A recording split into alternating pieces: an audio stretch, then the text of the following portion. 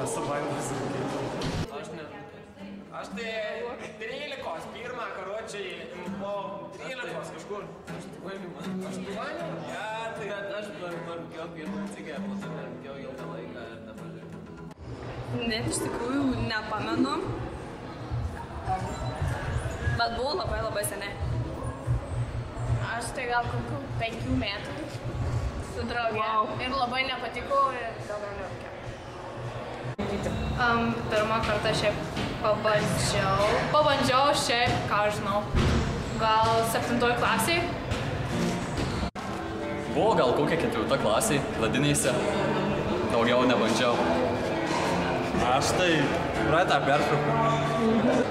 Prieš 4 metus gal. Pirmą kartą pabandžiau rūkyti būdamas 1 klasėje. Su draugais po pamokų nuėjom tarp garažų, nes vieno mama dirbo parduotuvėje pardavėjai. Tai jis ten tų cigarečių susiveikė ir mus pavaišino. Ir kaip įspūdis pirmasis, kad... Nu tai įspūdis pabandytiem berniukam kažkaip, nu nežinau, kaip tas įspūdis toksai. Tai 1 klasėje jau taip tas laikas ir praėjo, bet po to dar pabandėm, kol mama užuodė.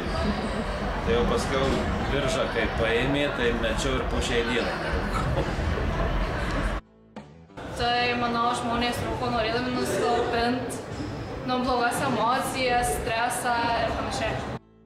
Nežinau, iš neturėjimo ką veikti, galbūt turi kokių nors problemų, tai taip, arba stresą nuramina, nežinau. Kaip kam ko trūksta, o tas daug sveikatai kenkimo, tai manau vis tiek, kas sąmoningi žmonės jau paskui tą rūkymą gal ar mažina, ar bando mest, ar meta jau rūkyti. Tai sunku pasakyti, kaip kam ką.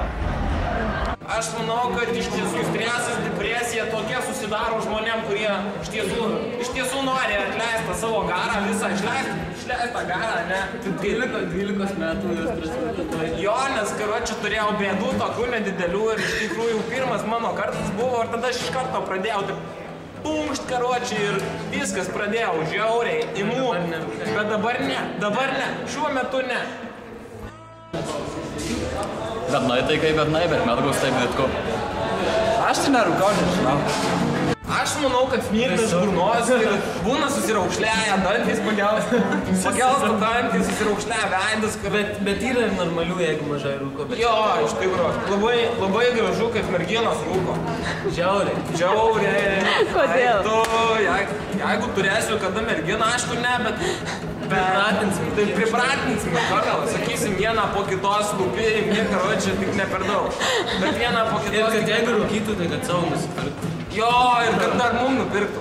Kaip sakoma, yra posakis, jeigu išmokė rūkyti, tai išmokė ir nupirkti.